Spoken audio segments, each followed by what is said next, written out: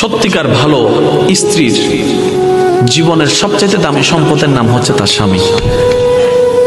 মাকে, বাবাকে, পরিবারকে সবকিছু ছেড়ে ওই স্বামী নামক শব্দটাকে খুশি করার জন্য সবকিছু ছেড়ে অচেনা এক পরিবারের মধ্যে চলে আসে। সুবহানাল্লাহ। আসে তো আসে, খুব অবাক লাগে, এবার মানাইও নেই, একদম ম্যাচিং হয়ে যায়। যেখানে যাই সেই রকম একটা মেন্টালিটি আল্লাহ পাক তাদেরকে দান করেছেন ম্যাচিং হয়ে যাওয়ার জন্য। একজন সত্যিকার ভালো বউ তার জীবনের সবচেয়ে বড় নিয়ামত মনে করে দুনিয়ার তার স্বামীকে।